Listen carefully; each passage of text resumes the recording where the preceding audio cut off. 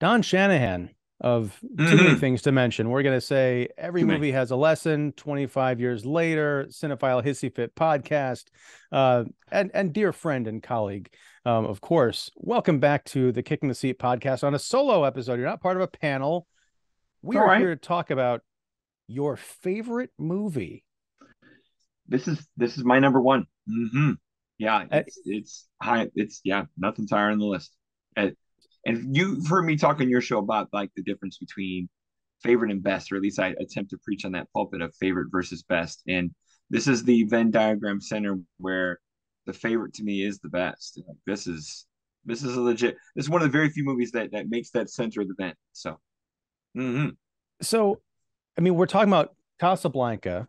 Why are we talking about it? Well, first of all, it's an awesome movie. Second, it turns 70 this year. And thirdly, Warner Brothers just released it on a pretty stunning 4K Blu-ray, which we were able to, you got advanced copies of and all that good stuff. Um, and I had not watched this movie in probably 28 years. Watched I it believe as it. part of a high school film class, and we spent like Okay. 2 weeks, I think, watching it and breaking it down by scene, and I was kind of blown away by it. It's one of those films that I watched it once, loved it, bought it a bunch of times on various home video media, including DVD, Blu-ray, now 4K. Oh yeah, I have that box too. I'm not I have giving it that up. It's box. such a nice, Got it's a nice no, set. yeah. I got a DVD deeper box. Yeah, I've got. Oh yeah, I've bought it every incarnation I can get since like 2000. So yeah.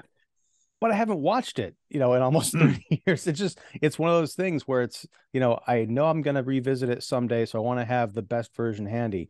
But it's Michael Curtiz, 1942. It is a World War II love story. And I just want to clarify, folks, this is legit Don's favorite film. Your handle on Twitter is Casablanca Don. And yeah, it's that came to be from when I grabbed this movie in college as it blew me away in college. That's when I saw it.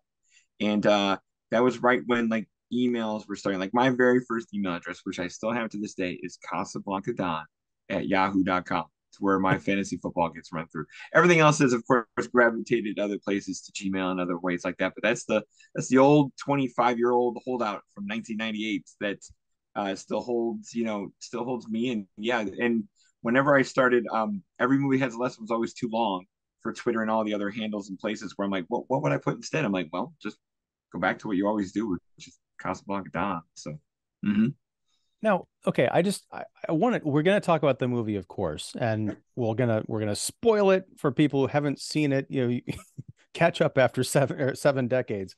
But I do hmm want to dig into your fandom and your admiration for this film because you said you discovered it in college, is that right? Now, yeah, was it part of a go class on. or did you just happen, Mhm. you're like, this is my on my bucket list, I'm a cinephile and I've never watched it. See, this is me as a young, haven't even attempted to fill or build the bucket cinephile. So I went to St. Joseph's College, Rensselaer, Indiana.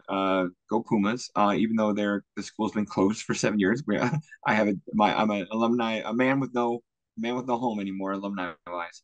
But when I was there, they had a television like a college television station, which is just local broadcast stuff, where they did a movie channel where they did two movies, two movies a day, just kind of looped or something like that, and it was always like a modern thing and an old thing. You could tell some professor was throwing the movies on there because it was never anything current. It was always like something crappy. It was always like some bad like Mr. Mom and then some old thing. And I ran into Casablanca where I'm like, oh yeah, I think I ran into other Bogart movies first. It was like Maltese Falcon or The Big Sleep or something like that. And at the time, my second job in college was typical Quentin Tarantino fashion, working in video store. So I had means to find more things or get on those deep dives if I ever found a deep dive. And sure enough, I found a deep dive. I had been writing movie reviews for my high school paper, and I started for the college paper, and that was kind of my little thing. And I was that guy who the largest amount of boxes in my dorm room were VHS tapes. And I was like the dorm room video store. Like if anybody ever needed something to watch, go see Don at 203.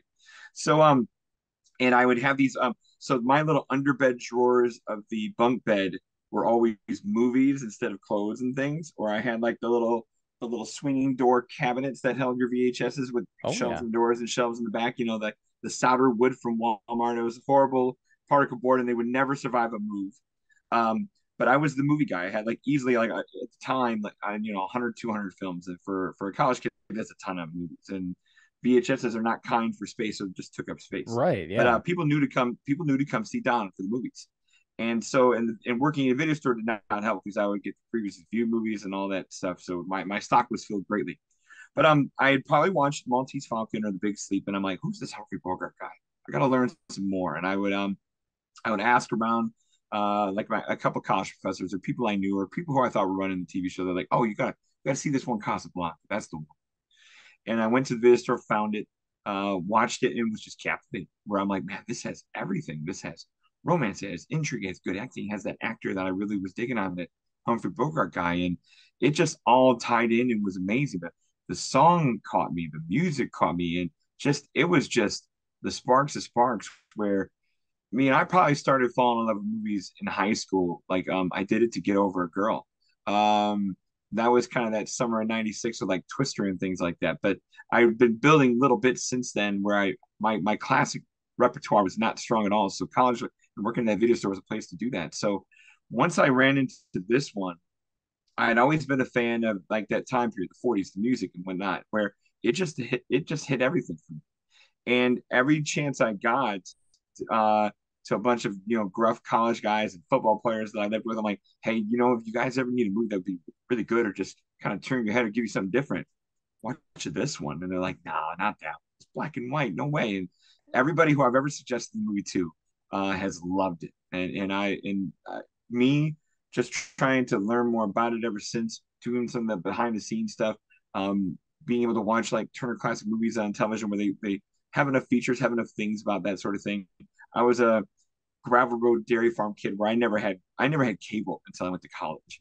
So I was the Whoa. sheltered kid where it was video store only for me finding any kind of movies in my youth. So getting cable, and Turner Classic Movies cable was amazing because then I would just watch that stuff endlessly. You would get a bender like a Humphrey Bogart month or Humphrey Bogart week, and now I'm discovering all kinds of stuff, Dark Passage, the Black Hall stuff, and it was great. And no matter what, anything I watched that ended up being the benchmark. It was the one that I would judge everything else against, from an entertainment standpoint and from a quality standpoint. And very few things to me ever get there and match it. And it's one of those things where, yeah, I adore it. I own it in 3 formats. I have a poster hanging downstairs here in the movie man cave. I have one in my living room that's a little classier, and it's just everybody knows that's Don's movie. Everybody knows that's when I die and I have a wake, it's not going to be at a church. It's going to be at a movie theater. And we're going to watch this effing movie on 4K, and we can all, with my urn on a pedestal up front or in the back, wherever. But that's in the will, man. We're watching that movie. Run out of theater and let's go. And that's just been, yeah. I probably watch it once a year. It's one of those things for me. Well, first of all, when you die, because that's gonna be so far into the future, Let's hope so. it's not gonna be 4K. 4K is gonna be like Betamax, Yeah, or cave drawings. 16K. No, it's gonna be like holographic recreations of Rick's My Cafe gosh, Americain. that I pay extra for that funeral. Good call. It's full holograms, folks, for the You, dead man up front. Yeah, you'd go come for it. back as a ghost so you could experience it, I imagine. That I'd be cool with that too. Yeah. It's one of those movies where, like I said, I recommend it to everybody who will ever listen. I can't wait someday to show it to my kids. But I know they need that kind of like adult experience in life to kind of understand the love triangle and why it matters that this man was left on a train in the rain and why he's mad to see this girl again. Like I've attempted to explain it to my oldest, and she's just like, okay. I'm like, okay, yeah, deaf ears. Not yet, kid, but someday. So Well, also, it struck me as, yeah, I had to watch this movie in two parts just because of time, for this sure, show. And also, I was very tired in both cases when I was watching it. that's you, all So right.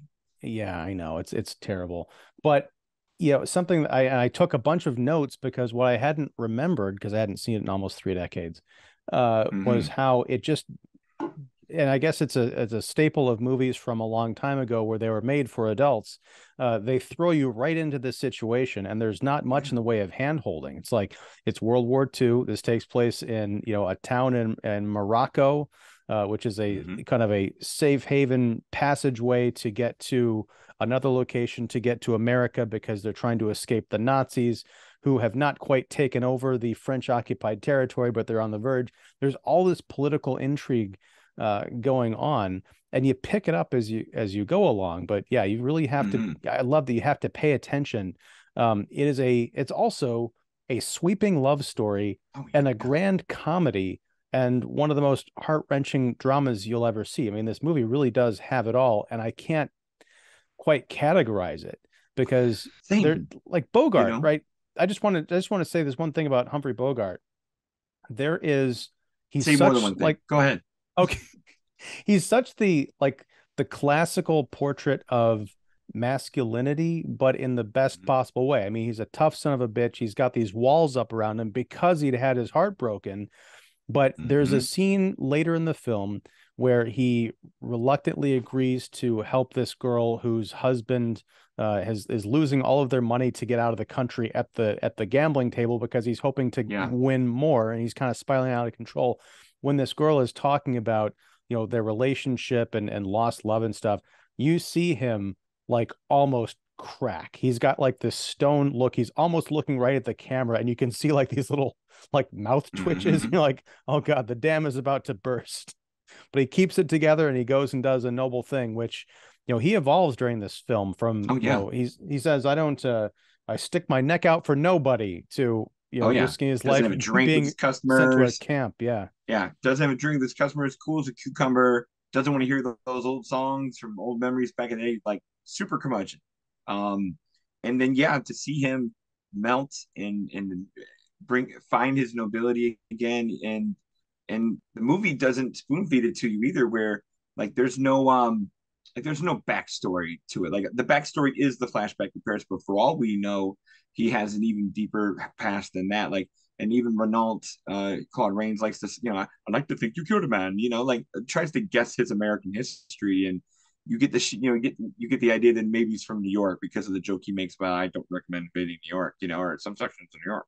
So he's kind of doing that whole thing, and I like the vulgarity of his character, where normally that wouldn't be a place that you'd have vulgarity. As a main character, you get, a Hollywood movie would dictate all you need to know about him in every possible way to make sure ironclad, this is your man, this is your hero.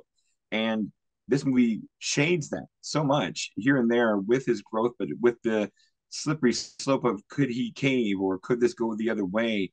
Like even when Laszlo gets arrested after they do that little like I'll give you the letters and you guys can get away, and then that was meant to set up Laszlo's arrest, which will just be the double red herring to get the real arrest and escape later. But like even the way the camera comes to him in that scene where he like looks a little bit half smirk, puts that cigarette back in, we're like, wait, is he gonna be evil on this? Is he really gonna steal that girl and get back together with it? And so you just don't know. And the fact that it's Bogart, Hollywood's tough guy, doing his first romantic role when you realize his history, that's pretty good. That's like Liam Neeson doing the Notebook. Like I can't, I don't have a good Hollywood comp of a guy who made it to made it to his 40s without ever doing a romantic role, and then chooses one that's for the ages. Like I don't have a good, I don't have a good modern comp to that. Like most people have nowadays are like, well, they're just they they've they do so many different things that they just have an image of being versatile. Like take all of our Marvel superhero actors now, or the Dwayne Johnsons of the world, things like that, where they're either huge and super heroic, but there's no doubt in the world that women are attracted to them and women go after them, or they can be lovers. Versus, or they're just hammy enough where like they can never be serious and be tough, and you just don't know. We don't have an actor who does that now or has built a career that way, who would then swerve to do something like this and blow our doors off. Well, that's the thing about the Rick character in this movie in particular is he's so cool. He's constantly in the white tux. He runs this club that's almost like the Mos Eisley of Morocco. All Oh, these different totally. characters coming in and out, and complete with the Empire's presence kind of breathing down the neck of the local Mm-hmm. authorities. But you never get the feeling that you'd want to be Rick. because Yeah, you I come agree. to find out over the course of the film, like maybe when the establishing, kind of scenes, he's like, oh, this guy's cool. But you realize what Yeah, made him, and the kind of the soul sucking heartbreak that completely yeah, destroyed him. You're like, no, that's too high a cost. yeah. Like I when people ask to describe it, like you said before, like there's a scoop of this, a scoop of that. This is a breakup movie when you think about it. Like this is a guy getting over a breakup to the point where he's created what he's created, gets as far away from the world as he can in a war torn part of Africa, and sliding government control, like you said, a very Mos Eisley crossroads place of riffraff, just to get away from the heartbreak he had. And then uh, when that all comes to light, like after, I mean, one, the scene where they just the expertise of that first scene when Ilsa's there, she gets Sam to play the song, and their eyes lock for the first time. What has to be several years, and the music hits that stinger. The camera's hit on both eyes. She's tearing up from the song right when he sees her, and it just crushes him. Now we don't know how bad it crushes him because Bogart is blank faced tough guy. He's breaking a little present to sit there and rub it in a little bit. But when the scene after, I always love just as much as the big reveal and the big hit, because the scene after, when it's just him and Sam and he's getting drunk, and all of a sudden that tough guy stuff has melted away thanks to the booze, and he's pounding that table and he's ready to cry, thinking about what could have been and what was there. Then you're like, whoa, this is a completely different Bogart. This is a completely different guy. And you're right. That's the person you don't want to be. You don't want to be down in those doldrums that brought you to that place. And now the knife is getting twisted in you again because she's back. So, oh yeah, breakup movie is one of the vibes I get. And especially the flashback to Paris when they were together, Mm-hmm. a couple of years ago or whatever, right before the Nazis stormed into Paris. Like it's just got to be, makeup and wardrobe and hairstyling, but and I'm sure, and lighting, of course. It's movie making, it's movie magic, Sure, but sure. there's just something that they made Bogart made himself look and feel like he was 20 years younger. You Oh see yeah, that kind of, he was still a pep in his dapper step. man of the world, but you could Mm-hmm. see he was still a puppy dog in love. Like when they're driving around, in the convertible, and she's got like Mm-hmm. her head on his shoulder, and he's like, this is the life, man. This Yeah, is great. yeah. The And he smiles, the quips, the sarcasm are there. Her haircut's a little different, so she even looks a little different and younger, and she's got a little sprite and bubble to it. And yeah, his lines change. His sarcasm and slickness is there, but it's on full blast compared to what's withdrawn to the present day one we got. right. And the famous line, "Here's looking at you, kid." It Mm-hmm. takes on a different meaning throughout the film because he says it in the flashback. I think is the first time we see it. It's very, Yeah. kind of charming. And he also says it one other time, I believe, when he and Ilsa were, it's towards the climax of the film. I believe it's when Mm-hmm. they're in that she comes to see him, and that's the scene with the Yeah. gun, and they kind of resolve things. But then, of course, he says it on the runway, and it's Mm-hmm. strange how one line, it's the same line between two people said between one person to the other all three times, Yeah. but it takes on a completely different Oh connotation. yeah. Like you said, between the three times, the first one is complete wink wink, love you, girl, charm. And then the middle one's like, welcome back, remember this. And then the Yeah, third one's a we'll always have Paris and Godspeed. Like that's as far as it gets to, and it's same line, but you're right, different timbre, different setting, different context, and a silly little line, but Bogart just nails it. You know? I do want to pull over. I was going to save this Yeah. towards the end, but we're just jumping all around here because, Sure. people know this movie. And if you don't, again, turn this Oh, off and go right. watch Casablanca and have your life changed. This might be, I mean, it's an infinitely quotable movie. It is a Mm-hmm. staple in the pop cultural landscape, but I didn't realize until watching the end of it last night that in the last 7 minutes of this movie, or about 7 minutes, there are six iconic lines, right? We've Mm-hmm. got the maybe not today, maybe not tomorrow, but soon and for the rest of your life. We'll Mm-hmm. always have Paris. The Mm-hmm. problems of three little people don't amount to a hill of beans in this crazy world. Here's looking at Mm-hmm. you, kid. Round up the usual suspects. And Louis, I think this is the beginning of a beautiful friendship. Yeah. I mean, And come this on. is, and if you've heard the Hollywood lore of this was a not a rush production, but a haphazard production where they were they were rescripting this on the fly, on the go. Bergman didn't know who she was going to end up with at the end of the movie until very close to the end. Some of this, like, and then even the last scenes with Rains and Bogart walking off the runway together, like our final shot, that was reshoots, like this was just not necessarily a studio tug of war mess, but everyone just kind of kept tinkering to see if they can get it right, get the right tone. Some of it was censors, I heard, where you like for example, you couldn't imply that Rick and Ilsa were having an affair while she was married in Paris, so they make no mention of the husband in the flashback stuff because you can't in 42 Hollywood. You can't Wow. do this thing where you know Captain no, Captain Major Strasser has to shoot first, very Han Solo style, in order for Rick to be able to shoot and not be the heavy. You can't imply that sex happened when there's a good chance Ilsa could have come over to his place to, sleep with him to get those letters of transit. Like you couldn't kind of go all the way there.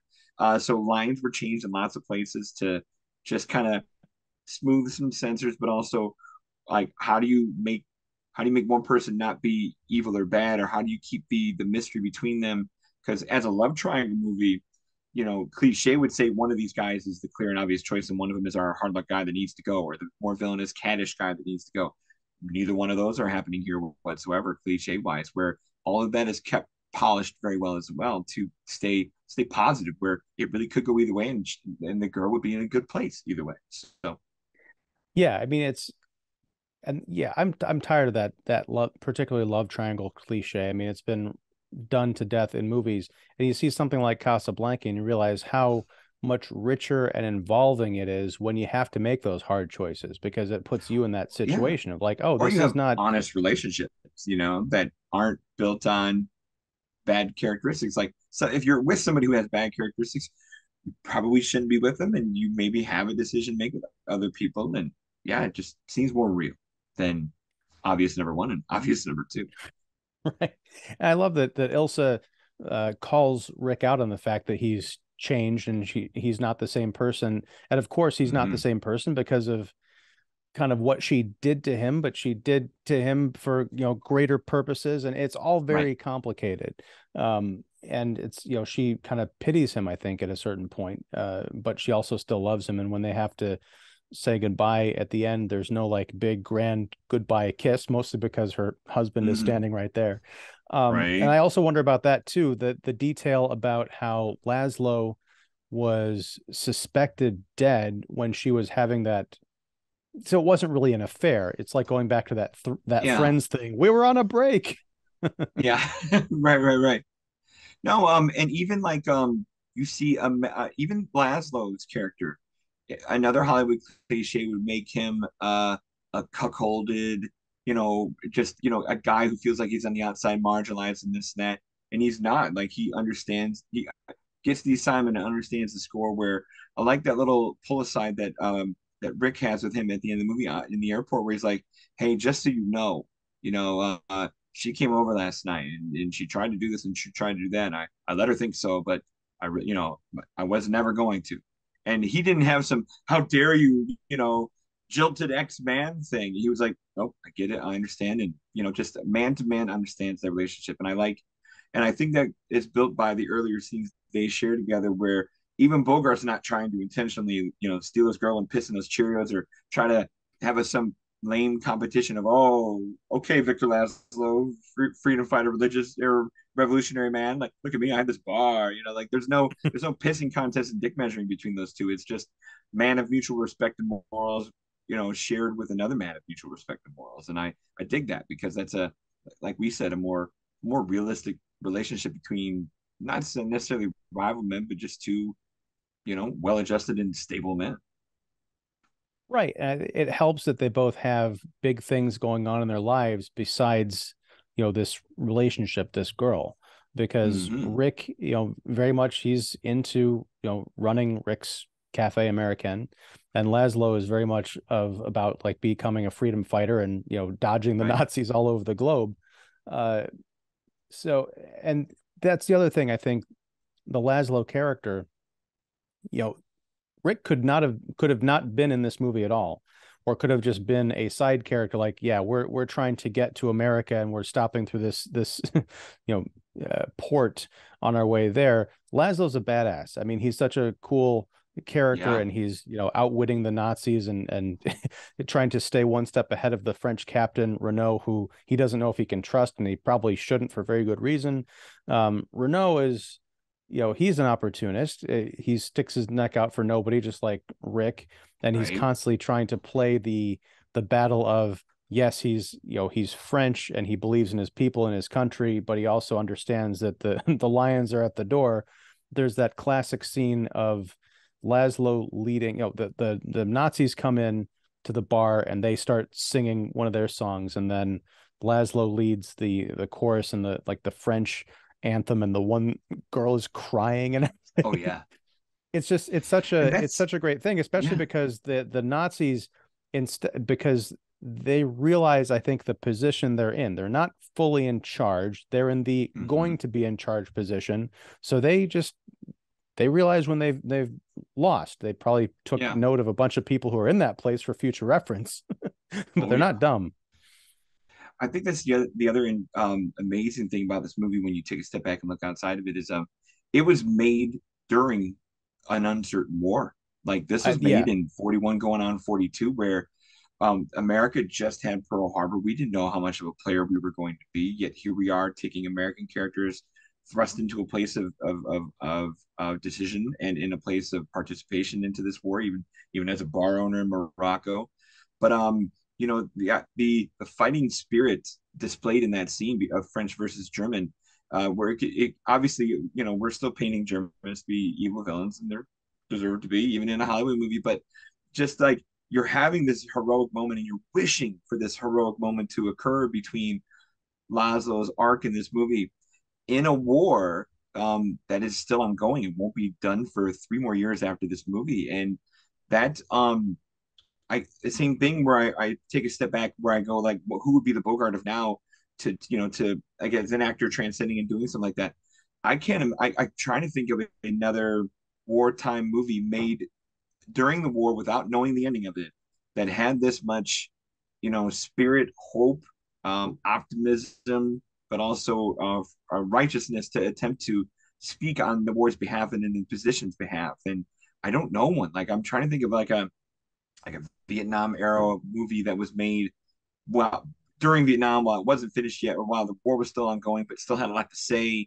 And I don't know one. Like most of our essential, bookshelf Vietnam movies are after the fact. It's Deer Hunter, it's Platoon, it's Apocalypse Now, and we all that hindsight's 2020 stuff where it's easy to judge and impose an arc and a vision into something the ending of, but this one you don't. And then it's made in the speed of the Warner's studio system where this was just meant to be a little bit flashier version of just another movie along the line, but to still make it like this, to say what it says and act what it does is super impressive. right. Well, I think that one of the key differences is, like, it's been said a million times, but World War II was sort of the last, you know, not just war, but when you get Mm, to Korea, you get to Vietnam, you get to the first Iraq War, the second Iraq War after nine yeah, 11, and all the conflicts we're involved in now. It's very hard to get you know uh, on board with the patriotic spirit, because there's agreed. no mistrust of the government, there's mistrust of information and all this other stuff. I mean, Mm-hmm. a lot of those movies, especially like the Vietnam films that came out after the fact, were very dark, and there's like, what are we doing here? There's no there's no plan. And so it's Yeah. it's hard to get behind that, and hard to bring an audience along with, like, hey, let's go. Mm-hmm. Which is another thing that makes Casablanca kind of a joy to watch, because it does have that optimism, even though at the end of the movie it's got kind of a happy ending. You've got the revolutionaries going off to fight another day, just narrowly escaping the evil Mm-hmm. empire. But then you've got Rick and Renault, who are two sort of underworld figures. They're just kind of walking off into the sunset together, but they're not like good guys necessarily. No, you've got, essentially a philandering, soon to be defector of the French police and military. And then the American expat who just shot a German officer, so yeah, they're not the cleanest of souls there and morals and hearts and mind. But yeah, I did see there was talk for a lot of years about making either on book, because this is based on a play. There's been ideas over the years of what would a sequel be like to this? Like, where do Rick and Captain Renault walk off to? And like, I actually own a book that's meant to be a sequel to it, and it's called As Time Goes By, of course. So Oh, but like it's where like those two like go back to like Rick and Captain Renault stay together as like cahoots dudes who go help the revolution or the behind the scenes resistance and all that.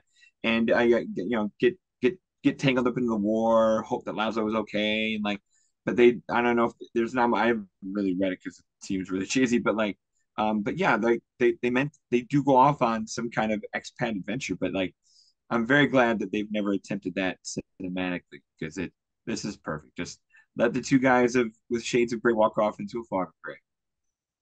right. I mean, that's the thing. Yeah. Some stories, I think a lot of stories, honestly, are just meant to be, self-contained. There's no Hmm. reason to sequelize it. This is a perfect snapshot of these fictitious characters going through, a pivotal moment in their lives. I was just thinking about this before we jumped on. Are you familiar with Yeah. the Walter Hill movie Streets of Fire from 1984? No. Tell me more. I mean, I know of it, but I've never seen it. No. You got to Is watch it it. meant to be a knockoff of this? Well, no, it's not necessarily a knockoff. It's a rock and roll fable. It's got great, it's got great music. I'll just say it there. Yeah. A lot of people think it's cheesy. Some people might call it unwatchable, but for the people of the era and the time, it's my jam certainly, although it is kind of hard to Hmm. watch now because there's some cheesiness, some cringe in it, but it's essentially about this rock and roll star played by a 19-year-old Diane Lane who gets abducted All off the right. stage by this leather-clad biker gang led by Willem Dafoe, and she's Okay. she's kidnapped. An ex-boyfriend has to come into town by played by Michael Pere. He's like kind of an ex-soldier guy. He's brought in by her stage manager, played by Rick Moranis. This is a Oh wild my. fucking movie, dude. Whoa. All right. But it is like I was thinking back on it. This does have shades of Casablanca with that weird Okay. kind of a love triangle with the whole Yeah. theme, not to spoil the ending of the guy saying, "Look, you belong with this other guy. He can give you the kind of life that you deserve, and I'm just Hmm. gonna drive. In this case, drive off in this jalopy convertible with another kind of shady character, and the music swells." But I don't know directly if it was influenced by Casablanca, but I could imagine, as you mentioned, those kind of college channel pairings, that would be a perfect, Yeah. perfect setup. Yeah. The other film over the years that I heard was meant to be like a pseudo like an homage to Casablanca is the Robert Redford vehicle from 80 something Havana, where same thing, Okay. American guy in a foreign land, kind of away from everything in a place that most people wouldn't go. And then yeah, I think Lena Olin is in it as like the love interest, and I think not Andy Garcia, not Raul Julia, somebody of decent Hispanic acting credence Are you sure it's not Andy Garcia? is Because I think that if it's what I'm you thinking make of, me that would be like Wikipedia right in this the one. era when he was in everything. Right. But like same thing, like the grizzled expat with something to prove, something to gain, and something to improve on. That was that. I'm a Redford guy. I need to watch that again sometime. But yeah, that's always been on the list of something. Here, 19. Oh, no wonder, 1990, Sidney Pollack. So, filmmaker, pretty good, just um, pedigree there. And then Lena Olin, Alan Arkin, I think is likely your Renault style kind of sidebar guy. Raul Julia is your Spanish Oh, heavy. okay. So yeah, I know. Plot concerns. Redford is American professional gambler who decides to visit Havana to gamble on the eve of the Cuban Revolution. Hijinks ensue. So yeah, we'll see what that is. But I think it'd be great if um, hijinks actually did ensue and it became like this wacky comedy. yeah, Benny Hill stuff. Question for you. I rewatched the movie right before this because it just came in the mail today. Mine's a little later than all yours. And I watched it with historian Rudy Baylor's commentary, which is a drier commentary, mainly of like how was it made, factoids, and very historian level anecdotes and footnotes. Nice commentary to add some breadth of history and kind of let the viewers know just how the studio system got to this point, the history ongoing and whatnot, the different actors and pieces that came like that fell into place for this movie. But he mentioned like in terms of his kind of reflection of it, he felt like this movie was, even though it's black and white and 80 years old now, that it's timeless. Like the themes here, even though it's expat in World War II, you could pick this up and it's not completely a product of its time. That you can rewatch this at any time and still get the same vibes. Nothing is ridiculously dated from a morality standpoint. Do you feel that way? It's tough because Understandably so. you picked this movie up in college, 25 years ago Hmm. or whatever, right? And you jammed to it, you tuned into it, you got it, you loved it, and you were Yeah, able to show it to friends. And you said you didn't have any failure stories, like people who actually watched it yeah. kind of got on the same vibe. And I don't want to sound like an old man, but I feel like this might be a tough sell for, any black and white film. I feel Yeah. like you'd have Coming to. today. Yeah. Right. You'd have to strap people down using the Ludovico technique, with the eyes wide open and they can't move out of the chair and watch Casablanca. I'm sure that people would love it, but I feel like it's such a barrier to entry. Yeah. Um, That's I do fair. feel like I feel like some of the morals might be dated only in the sense that um, there's not a lot of romance in big Hollywood movies anymore, right? It's Hmm. it's sort of this idea of like the patriarchal like holdovers from the past of like, well, why do the man and the woman have to get together? That kind of a Yeah. thing. I think it might be romantic and sappy, uh, on its face, but I feel like Hmm. if any movie has earned the leads, you know, kind of getting together but not, and then moving on, it's a very Yeah. romantic movie. They don't end up together at the end, but they kind of under different circumstances they would have.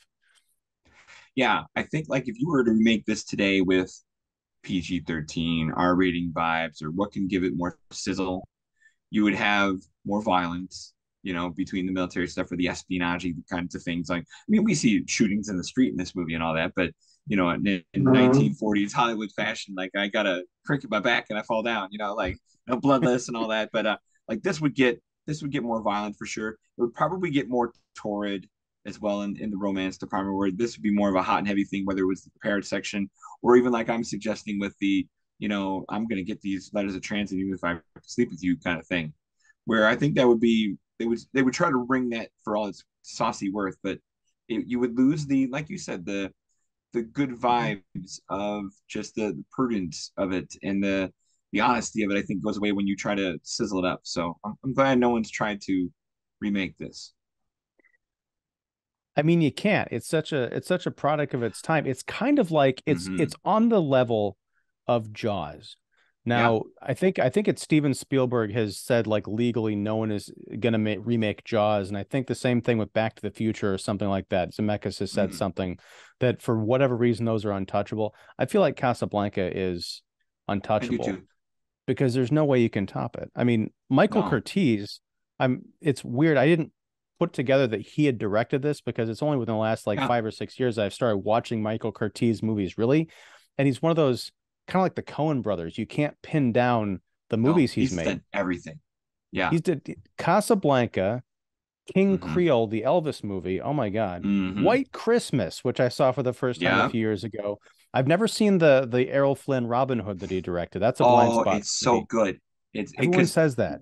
yeah, Reigns is in that as well, hamming it up as the mustache twirling villain. You got Basil Rathbone and sword fighting. Oh my gosh, it's so good. Yeah. So, but no, you have that. You have Captain Blood. You got pirate swashbuckling movies like Robin Hood. He did Mildred Pierce. He did Yankee Doodle Dandy. Like Curtiz is. If I'm making Mount Rushmores, I mean, I know everyone goes straight to the Hitchcocks and the Spielbergs, but when you look at everything that man's done, and he did it all the way back to the silent era, like he's got like 125 directing credits. He's on my Mount Rushmore because he can do anything, Right. and And do he's one of everything those good. directors. Yeah, he's one of those directors where I think most, average film goers wouldn't know who the hell he is, No, not at all. but Yeah. you'd know the movies, right? Hmm. But yeah, it'd be like almost like a Trivial Pursuit question, like which director made this, and this, and the answer is, all of one person did all of Yeah. the above. Um, That's when you but surprise people to tell them that the same director did Wizard of Oz and Gone with the Wind in the same year. They're like, wait, Victor Fleming? You're like, who? All he's got is the two biggest hits of the 1930s. Nice try. it's one of those weird trivias that you pull rugs out from under people. Yeah, totally. Right. The one thing I think that would translate well today, might surprise people, Hmm. is Ingrid Bergman's Ilsa Lund character. She Yeah. is, for as much as we like to talk about the strong female character, she is that to a T in this movie, Yes. yet she also retains her kind of femininity and her ability to be swept off her feet. That's not Yeah. seen as, Definitely. it's sort of the modern interpretation of the strong female woman is to be like to basically take over the worst parts of being a man. Yeah. Whereas she I is agree. undeniably feminine, yet she will pull a gun on a motherfucker to get those letters of transit. Hmm. Yeah, she will.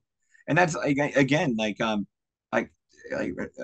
then she's this is I mean she had got her start in Hollywood and all that, but like this was a blow up spot for her. They originally wanted to cast an American in that role and not have that be a Mm. foreign thing. Like it would just kind of be an all American thing that just happened to take place in Morocco. The fact that you have Laszlo, acted by a semi-foreigner, and then obviously Bergman being Swedish and daughter of who we all know, like that's pretty cool. That would be somebody like equivalent to like Alicia Vikander today, that Europeanly ambiguous person who can kind of play any nationality and be same thing, a strong female character, but yet someone you want to see and be swept off their feet. Yeah. Yeah, we have to mention Sam, the great Oh Dooley yeah. Wilson in this role. I mean, I'd forgotten these little details in the 3 decades since I watched it. Like Rick at the end sells the cafe to Ferrari, Yeah. this kind of local, sort of gangsterish kind of guy. Yeah. Our job And of the he's hut like, most Isley, right? Yeah. there you go. Yeah. But he says he's like, all the staff get to keep their jobs, and Sam, he still gets 25% of the profits of the club. I'm like, Hmm. that's, and Sam, we don't really get a history of those two guys. They're hanging out in Paris, and Sam is very clearly an American, Yeah. black person. So he's kind of got some mystery. I would like to see like a short story about how those two like got to Paris and how they knew each Right. other, but that's about it. I don't need the backstory. It just sounds like it'd be a fun kind of tale. I think so too. Like maybe Sam's the guy who got him out of whatever jam got him out of America, and how they stick together. What's their arrangement? Like something, maybe one of them saved the other's life. Who knows? Like yeah, that's a cool thing, and it's neat to see Sam play the like. It'd be really easy for him just to be the happy, smiling, piano player, just the sideshow guy, but he's there on that train platform going, man, get it together, we gotta go. The guy in the club at that moment where I'm talking about where he's drinking his sorrows away before we get the flashback going, no man, don't think about it. Like a complete legitimate voice of reason and voice of assistance where instead of just being the sidekick. I like that they gave that character that kind of breadth for sure. Right. And he's trying to keep the two, former lovebirds like apart. He's almost like playing a relationship counselor in Oh a yeah. strange way. Yeah. Oh, it's so good. Um, Hmm. any I think we pretty much we could probably, Yeah. I know you could talk about Casablanca for probably Oh, six all night. hours, but before we go, any parting Mhm. words or anything that you'd like to point out? I think the other thing, I think the guy, I mean, the scene stealer of the movie, and I think the thing that keeps it moving, the grease in the wheel is still Claude Rains, because when you take all that, you have this very dramatic and melodramatic love story thing, and all the while, every time there's tension, there's Claude cracking somebody up with some line or injecting some humor in a wartime film of an uncertain war that we don't know how it's going to turn out, but you still have Claude Rains with all the pep and pipper, you know, the joviality in the world, keeping this thing not necessarily silly, because he's not a wiseacre. This isn't Ryan Reynolds in a movie, but he's got just enough. Because again, he's got his salacious little piece to his character too. But yeah, he's my little, that little six-man award, that little bench MVP kind of player of this movie, where if you don't have him, this thing gets morose in a hurry as a film, because that love triangle and intrigue can get heavy if he's not there, shifting things around, playing that shell game of what I can do and what can be done, and then cracking everybody up. I was able to see this movie on the big screen once. Ooh. It was one of those Fathom events for it 10 years ago, its 70th anniversary, and seeing this movie in a communal setting.